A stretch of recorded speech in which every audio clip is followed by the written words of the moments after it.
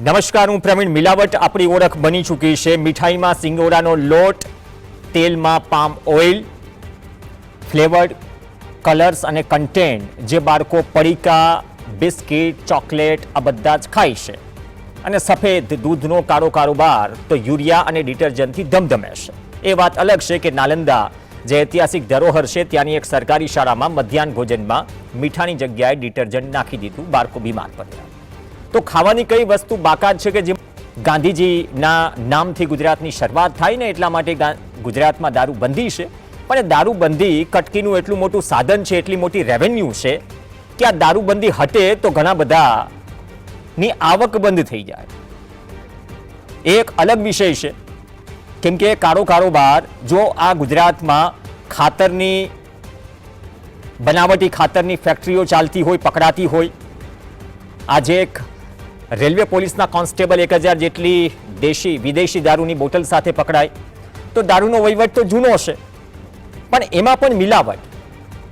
હા, દેશી દારૂ જે ગ્રામ ઉદ્યોગ કે ગૃહ ઉદ્યોગની જેમ ઘણા બધા ગામડાઓમાં ગુજરાતના ધમધમે છે. દારૂબંધી સામે લડીને નેતા થવાય, પક્ષપલટો કરીને ધારાસભ્ય બનાય, લીલી પેનથી સહી થાય કે ન થાય, પરંતુ દારૂબંધી હોવા છતાં દારૂ બેરોકટોક ગુજરાતમાં વેચાય છે અને આંદોલનો પણ બંધ થઈ ગયા છે. લઠ્ઠાકાંડ ઘણા જોયા, અધિકારીઓની થતી બદલી ઘણી જોઈ, પણ ભાવનગરની જે ઘટના ગઈકાલે સામે આવી છે, અડધી રાત્રે ગૃહ રાજ્યમંત્રી હર્ષ સંઘવીએ એસએમસીના પીઆઈને દોડાવ્યા, તમામ પોલીસ અધિકારીઓને દોડાવ્યા. મધ્યરાત્રિએ બેઠક પણ થઈ. મુદ્દો શું હતો? મુદ્દો એ હતો કે ઘોઘા તાલુકાનું જે ખરકડી ગામ છે, એક મિત્રોની પાર્ટીમાંથી, હું એ દારૂની બ્રાન્ડનું નામ નહીં બોલું, કલેક્ટર બોલ્યા છે. એ દારૂ પીવાથી અચાનક જ તબિયત બગડે છે. જોતજોતામાં ખબર પડે છે કે 22 લોકો અસરગ્રસ્ત છે. પહેલા 2 લોકોના મોતના સમાચાર મળે છે. સાંજે 4:45 વાગતા આંકડો 4 પર પહોંચી જાય છે. ગાંધીનગર, અમદાવાદથી પણ નિષ્ણાંતોની ટીમ બોલાવાઈ છે અને જે પ્રાથમિક અહેવાલ આવ્યો છે અથવા તે ફરિયાદ નોંધાઈ છે જેમાં પીઆઈનું કહેવું છે, જે ડોક્ટર્સે કહ્યું છે કે ફલાણા બ્રાન્ડની બોટલમાં જે દારૂ હતો, ઇથેનોલ અથવા મિથેનોલનું પ્રમાણ વધુ હોવાથી આ અસર થઈ હોઈ શકે. તપાસ ચાલુ છે. દારૂ બહારથી આવ્યો હતો, ઉજ્જૈનથી, તો 10ની 50 બોટલ થઈશું. અને ભાવનગરમાં ક્યાં દારૂ નથી વેચાતો? એસએમસી ગમે તેટલી વખત રેડ પાડે, રેન્જ આઈજી ગમે તેટલી વખત રેડ પાડે, પણ દારૂ વેચાઈ રહ્યો છે. એટલે ગઈકાલથી જે તંત્ર દોડતું થયું છે અચાનક જ, જાણે કે ઊંઘમાં બેઠા થઈને દોડવા લાગો. 4 બુટલેગર પકડાયા છે. એ દારૂની બોટલ કઈ કઈ જગ્યાએ ડિસ્ટ્રીબ્યુટ થઈ છે તેનું ટ્રેસિંગ ચાલી રહ્યું છે. અને ટ્રેસિંગ વચ્ચે કલેક્ટરે અપીલ કરી છે કે આ 2-3 દિવસમાં જેને પણ ફલાણી બ્રાન્ડનો દારૂ પીધો છે શંકાસ્પદ, ભલે તમારી તબિયત ઠીક હોય કે ના હોય, નજીકના હોસ્પિટલમાં ચેક કરાવો. હવે તમે કહેશો કોણ ચેક કરાવવા જશે? કોણ ચેક કરાવવા જશે? કલેક્ટર લોકોના સ્વાસ્થ્યની ગંભીરતાને લઈને અપીલ કરી રહ્યા છે. તો ગંભીરતા તો ત્યાં પણ હોવી જોઈએ ને. દારૂબંધી છે ગુજરાતમાં, પણ સૌથી વધારે મિલાવટી દારૂ ક્યાં વેચાય છે ગૂગલ કરો, ખબર પડી જશે. અને તેના કારણે જે લોકો મરે છે એના માટે જવાબદારી કોની ફિક્સ કરવાની? અગાઉ પણ જ્યારે અમદાવાદની ફેક્ટરીમાંથી કેમિકલ સાથે જે લઠ્ઠાકાંડ થયું હતું, બહુ દૂર નહોતું ભાવનગરથી, તો એ પછી પરિસ્થિતિઓ કેટલી બદલાય. એ લઠ્ઠાકાંડ હતું, આ મિલાવટકાંડ છે. અને મિલાવટકાંડમાં ઘણા બધા હોમાય છે. દારૂ પીવો જો ગુનો ગણાય છે તો દારૂબંધીના કારણે જે કંઈ પણ એક સિસ્ટમ સેટ છે એ તો લોકોનો ભોગ લઈ રહી છે. દારૂ તો લઈ જ રહ્યો છે, મિલાવટી દારૂ ઓર લઈ રહ્યો છે. તો આ પરિસ્થિતિમાં જ્યાં કાયદો છે, જ્યાં વ્યવસ્થા છે, ત્યાં દારૂબંધી વચ્ચે 6-8 મહિને કે 1 વર્ષે આપણને એવા સમાચાર આવી જાય કે સાંજે ડિબેટ કરવી પડે. સવાલો પણ નવા નથી હોતા. એવું લાગે છે કે પરિસ્થિતિ બધું જ બધાને જાણશે. પણ આ તો એવું થયું કે બ્રિજમાં કંઈ ખામી છે, અથવા તો જેમ કે ગંભીરા બ્રિજ દુર્ઘટના થઈ, આખા રાજ્યના બ્રિજ તપાસવા લાગ્યા તંત્ર. ટ્યુશન ક્લાસમાં આગ લાગે તો આખા બધા ટ્યુશન ક્લાસના ફાયર એનઓસીથી લઈને બધું જ નિયમ મુજબ છે કે નહીં તપાસવા લાગો. 2 મહિના ચાલે, લાગે તમને કે રસ્તા ઉપર જમીન ઉપર કામ થઈ રહ્યું છે, સરકાર પ્રશાસન પોલીસ એક્ટિવ છે, પણ 2 મહિના પછી રામ રાજ્ય પ્રજા સુખી, બેક ટુ રૂટીન લાઈફ. આટલું મોટું રાજ્ય છે માનીએ છીએ, પણ લો એન્ડ ઓર્ડર જાળવવાની સ્થિતિ, લો એન્ડ ઓર્ડર જાળવવાની જવાબદારી અથવા તો જે વસ્તુ પ્રતિબંધિત છે એ છતાંય ગુજરાતમાં મળી રહી છે, લોકો મરી રહ્યા છે, એના આંકડાઓ વધતા જશે. જવાબદારી તો કોઈએ લેવી પડશે ને. બહારથી આવે છે એમાં પણ મિલાવટ થાય છે અને એમાં પણ આ રીતે લોકો મરે છે, તો બંને રીતે લોકો મરી રહ્યા છે. તો આ દંભ ક્યાં સુધી ચાલશે? કોઈ ધારાસભ્ય, એક ધારાસભ્ય વિધાનસભામાં શું કહી શકે કે મારા વિધાનસભા મત વિસ્તારમાં દારૂ નથી વેચાતો? કીધું હોય તો ઓન રેકોર્ડ ખબર નહીં, કદાચ ક્લિપિંગ્સ રિવાઇન્ડ કરવી જોઈએ. તો પછી કે વેચાઈ રહ્યું છે, ઠીકઠાક છે, ચાલી રહ્યું છે, ચાલવા દો. તો પછી દારૂબંધી શેની છે? એ સવાલ નીચેથી ઉઠે. પહેલા જોઈ લઈએ કલેક્ટરે જે લાસ્ટ અપડેટ આપી, કેમ કે હજુ પણ ઘણાની હાલત ગંભીર છે. 2 દર્દીની હાલત ગંભીર છે, 4 આઈસીયુમાં છે, 2 વેન્ટિલેટર પર છે. જે અપડેટ આપી છે ને જે અપીલ કરી છે કલેક્ટરે, પહેલા એ સાંભળી લઈએ. मिलाकर 22 लोग असरग्रस्त है और उसमें से 18 लोग अभी ट्रीटमेंट में है। 4 लोगों की डेथ हुई है, उसमें कार्तिक मकवाना 40 साल का, उपेंद्र गोहिल 25 साल का, घनश्याम जडेजा 50 साल का और एक नरेंद्र यादव है, वो भी शंकास्पद है कि भी इसी के वजह से हुआ या किसी और वजह से। हम लोगों ने एक तो आपके माध्यम से ही और अभी भी मैं सूचना दे रहा हूँ कि अगर किसी ने लास्ट 3-4 दिन में ये रॉयल स्टेक का सेवन किया है तो भले ही लक्षण हो कि ना हो, उसको नजदीक का जो भी सेंटर है अथवा तो सर्टी हॉस्पिटल में दाखिल होकर दिखाना चाहिए. તો ઘટના ઘટી ગઈ પછી અડધી રાત્રે પ્રશાસન બુટલેગરોને શોધવા નીકળ્યું અને જે ડિસ્ટ્રીબ્યુટ કરી છે બોટલ્સ એને પણ ટ્રેસ કરવા નીકળ્યું. નરેન્દ્રસિંહ ગોહિલ આપણી સાથે જોડાઈ જશે, જે મૃતકના સગા છે. સંજય ઇજાવા આરટી એક્ટિવિસ્ટ છે. સંજયભાઈએ તો સુરતમાં ડ્રોન ઉડાવીને એ તંત્રને દેખાડ્યું હતું કે સાહેબ હું તમને પિનકોડ નંબર સાથે દેખાડું કે દારૂ ક્યાં મળી રહ્યો છે, અને એના માટે સતત લડી રહ્યા છે. નરેન્દ્રસિંહ, આપથી શરૂઆત કરીએ. નરેન્દ્રસિંહ, આમ તો ગુજરાતમાં દારૂબંધી છે, પણ ગઈકાલે જે ઘટના બની, એક તો દારૂના કારણે લોકો મરે છે, ઉપરથી મેં મિલાવટ શબ્દનો એટલા માટે ઉપયોગ કરું છું કે મિલાવટ હવે કઈ વસ્તુમાં નથી થતી એ સવાલ છે, એના કારણે ઓર લોકો મરે છે. અને આમાં જવાબદારી ઉઠાવવા તો કોઈ તૈયાર નથી, કેમ કે પ્રતિબંધિત છે છતાં વેચાઈ રહ્યો છે, ને જે પ્રકારે વેચાઈ રહ્યો છે, જે મેં પ્રાથમિક વાત કરી કે ઇથેનોલ અને મિથેનોલનું પ્રમાણ વધુ હતું, જે ડોક્ટર્સના રિપોર્ટને ટાંકીને પોલીસ ફરિયાદ કે પ્રાથમિક રિપોર્ટમાં જે લખાય છે, તો આ બધું જ શું લાંબા સમયથી ચાલી રહ્યું હતું, અથવા તો આ ઘટનાને કઈ રીતે આપ જોઈ રહ્યા છો ભાવનગરના પરિપ્રેક્ષમાં?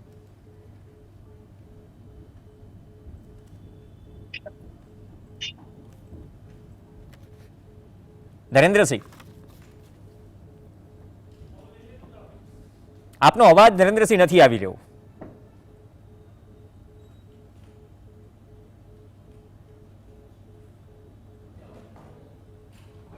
ચલો ટેકનિકલ ટીમ ઓડિયો ચેક કરાવજો મારો અવાજ. નરેન્દ્રસિંહ, અનમ્યુટ કરશો તમારા તરફથી તો તમારો અવાજ અમારા સુધી પહોંચી શકે. ઓકે, ટેકનિકલ ટીમ ચેક કરાવજો. અને સંજયભાઈ, આજ સવાલ આપને. ગુજરાત રાજ્યની અંદર દારૂબંધી છે એ ફક્ત ને ફક્ત પેપરમાં છે, એ બધાને ખબર છે. ઉપરથી હાઈ લેવલ જે કમિટી હોય ત્યાંથી લઈને નીચેના નાનકડો એક નાગરિક, એક છોકરા સુધીને ખબર છે. કારણ કે આપણે જ્યારે પણ કોઈ પણ વિધાનસભા જો, કોઈ પણ કોર્પોરેશનનો વોર્ડ જો, એક વોર્ડમાં એક અડ્ડો ના હોય એવું પણ એક વોર્ડ આપણે સુરતમાં હોય કે અમદાવાદ હોય કે ભાવનગર હોય કે જામનગર હોય, કોઈ પણ જગ્યા પર એક વોર્ડ પણ એવા ના મળે, એ વોર્ડની અંદર જો અડ્ડો ના હોય, તો આ વસ્તુ દારૂ નથી મળતું અથવા દારૂબંધી છે એ વસ્તુ કેવું એક હાસ્યાત્મક ઉપયોગ થાય છે, પદનો ઉપયોગ થાય છે.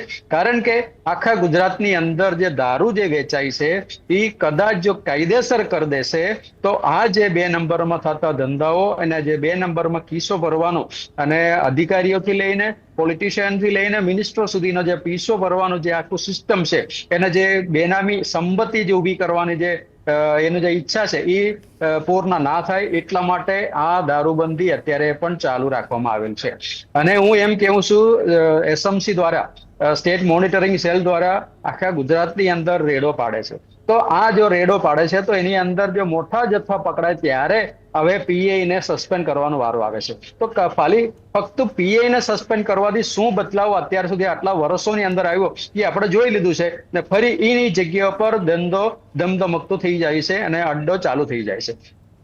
તો આ જે શાસન કરતા અધિકારીઓને પદાધિકારીઓને આ વસ્તુને ખબર હોવું જોઈએ. આટલા વર્ષમાં જો આપણે આ પ્રમાણે પનિશમેન્ટ આપ્યા છતાં જો આની અંદર સુધારો નથી આવ્યો, લઠ્ઠાકાંડ જેવા કિસ્સાઓ વારંવાર બનતો જાય છે, તો છતાં આની અંદર કોઈ પરિવર્તન આપણે કરવું જોઈએ. એના માટે શું કરી શકાય?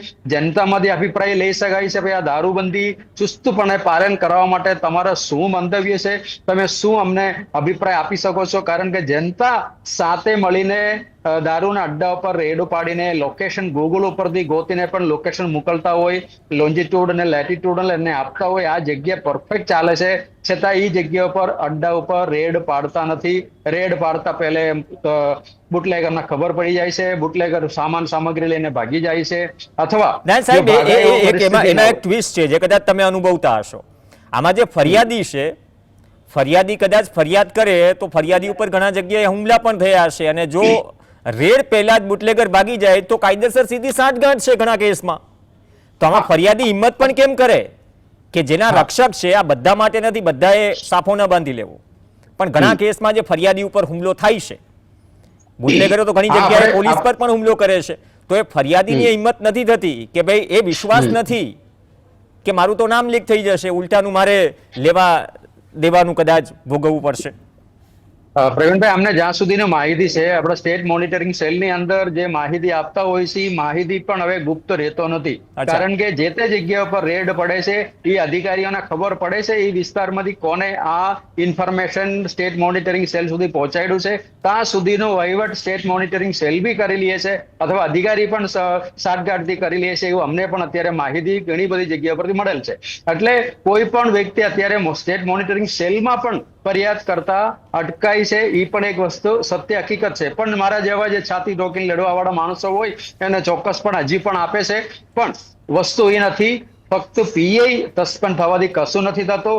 એના ઉપર ડેપ્યુટી એસપી હોય અથવા ડીવાયએસપી હોય અથવા એસીપી કક્ષાના અધિકારી હોય એ કેમ નથી સસ્પેન્ડ થતા, અથવા એની ઉપર ડીસીપી કક્ષાના અધિકારી કેમ નથી સસ્પેન્ડ થતા, અથવા એ જગ્યાનો ધારાસભ્ય કેમ નથી સસ્પેન્ડ કરી શકતા, એની પાસેથી રાજીનામું કેમ નથી લેતા? જો આ પ્રવૃત્તિ તમે કરવાનું ચાલુ કરશો તો ચોક્કસપણે હું કહી શકું આવનાર સમયમાં કોઈ પણ વિધાનસભાના ક્ષેત્રમાં તમે જેમ છાતી ઠોકીને જે ચેલેન્જ સ્વીકાર્યું છે, કહેવા માટેનું જે વાત કરી છે, એવી રીતે ચેલેન્જ કરવા વાળા ધારાસભ્યો પણ આવશે મારા વિસ્તારમાં. હવે દારૂ મળશે નહીં એનું ખાતરી હું આપું છું, હું છાતી ઠોકીને કહું છું. પણ જ્યારે તમે ધારાસભ્ય ઉપર અથવા જે સંસદ સભ્ય ઉપર આનો જવાબદારી મૂકી દો, જો તમારા વિસ્તારમાંથી દારૂ અડ્ડા પકડાશે, લઠ્ઠાકાંડ થશે, આ પ્રમાણેની કોઈ પણ ફરિયાદ આવશે તો તમારે ભોગ લેવાશે, ત્યારે જ આ સુધારો આવશે. બાકી આ છેલ્લા કેટલા વર્ષોથી આપણે જોઈ રહ્યા છે, 40-50 વર્ષથી જો આ સિસ્ટમ ચાલ્યું આવે છે એની અંદર આ દિન સુધી કોઈ ફરક પડ્યો નથી.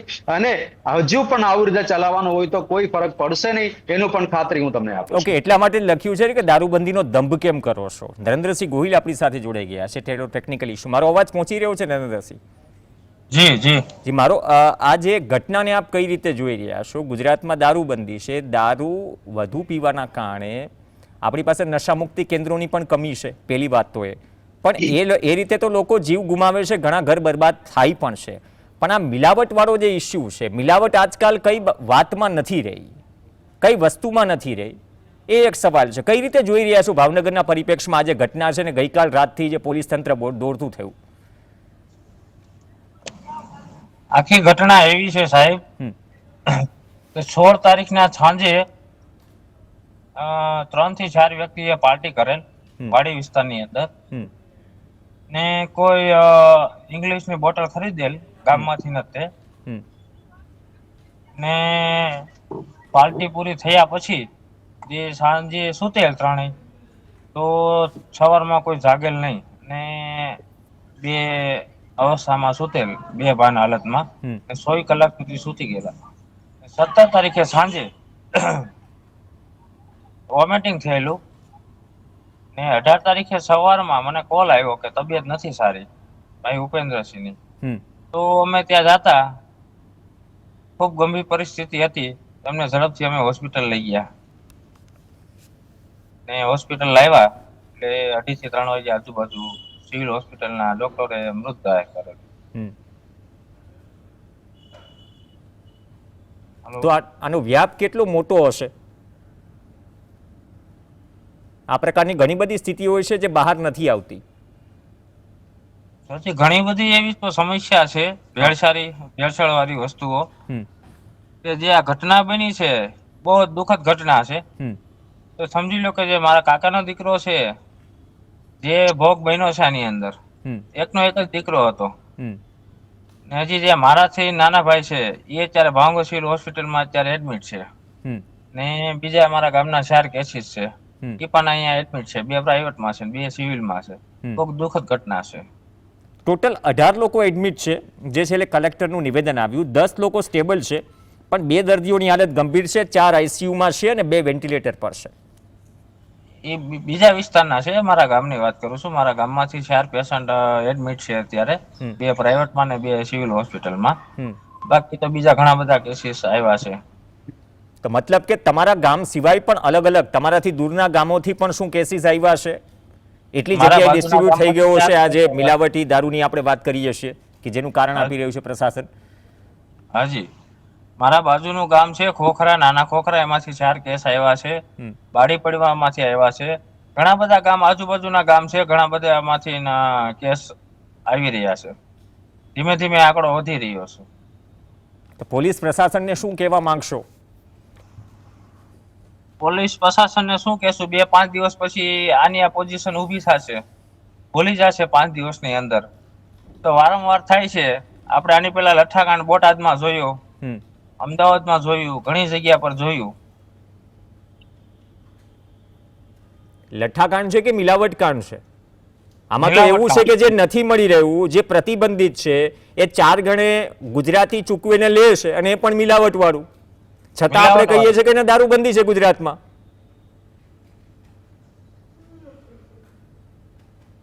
આવી રહ્યું છે, બની રહ્યું છે. જે 4 બુટલેગર પકડાયાની વાત કરે છે, ભાવનગરમાં તો જગ જાહેર છે. જાહેરમાં છે, સ્ટેન્ડો આલે છે મોટા મોટા બુટલેગરોના હા. ભાવનગરની અંદર ઘણી જગ્યા પર સ્ટેન્ડ આલે છે. પોલીસને નથી ખબર? કેમ એક્શન લેતી નથી પોલીસ? સ્ટેન્ડ ચાલે છે કે ચાલવા દેવાય છે? ચાલવા દેવાય છે સ્ટેન્ડ. એટલે આમાં પરિસ્થિતિ ઘણી વખત એ થાય ને કે એક સામાન્ય આરોપ લાગતો હોય કે ઘણી જગ્યાએ એવા પોલીસ અધિકારીઓ, સ્થાનિક નેતાઓ, એના વગર તો શક્ય નથી. મિલી ભગત હોઈ શકે એમની તો જ ચાલે ને. એટલે ભાવનગરમાં જે ચાલી રહ્યું છે, હા, એક જ સિસ્ટમથી ચાલી રહ્યું છે બધું, જ્યાં ચાલે છે ગેરકાયદેસર.